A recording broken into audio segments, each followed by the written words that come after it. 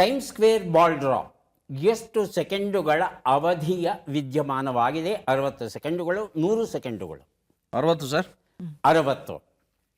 ಹೌದಾ ಕೃತಿಕಾ? 60, 100? ಗೊತ್ತಿಲ್ಲ ಸರ್, ಅಂದ್ರೆ ಇದ್ರ ಬಗ್ಗೆ ಗೊತ್ತಿಲ್ಲ. ಉತ್ತರವನ್ನು ನೋಡ್ತಾ ಹೋಗೋಣ. 60 ಸೆಕೆಂಡುಗಳು ಸರಿಯಾದ ಉತ್ತರ ಕೊಟ್ಟಿದ್ದೀರಿ.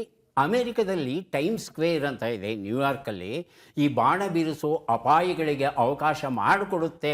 ಆದರೆ ಬೆಳಕನ್ನು ಆಚರಿಸಬೇಕು ಅಂತ ಹೇಳಿ ಒಂದು ದೊಡ್ಡ ಕಬ್ಬಿಣ ಮತ್ತು ಕಟ್ಟಿಗೆಯಿಂದ ಮಾಡಿದಂಥ ಒಂದು ದೊಡ್ಡ ಚೆಂಡನ್ನು ರೂಪಿಸ್ತಾರಂತೆ.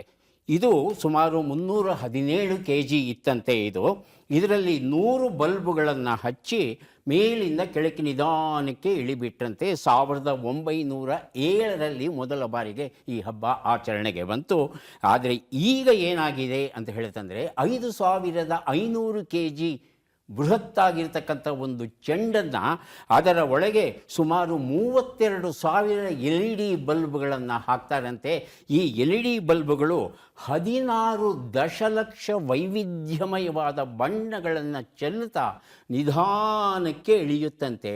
ಇದು ಸರಿಯಾಗಿ 11:59 ಇಳಿಯೋಕೆ ಶುರು ಮಾಡುತ್ತೆ.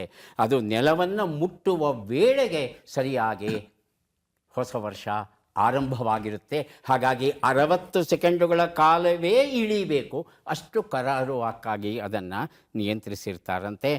ಇದನ್ನು ನೋಡೋಕೆ 1 ಮಿಲಿಯನ್ ಜನ ಸೇರ್ತಾರಂತೆ ಆ ಟೈಮ್ ಸ್ಕ್ವೇರಲ್ಲಿ. 1 ಬಿಲಿಯನ್ ಜನ ವಿವಿಧ ಮಾಧ್ಯಮಗಳ ಮೂಲಕ ಈ ಹೊಸ ವರ್ಷವನ್ನು ಆಚರಿಸ್ತಾರಂತೆ. ಅದು ಈ ಟೈಮ್ ಸ್ಕ್ವೇರ್ ಬಾಲ್ ಡ್ರಾಪ್ ಅಂತಕ್ಕಂಥ ಒಂದು ಹಬ್ಬದ ವಿಶೇಷ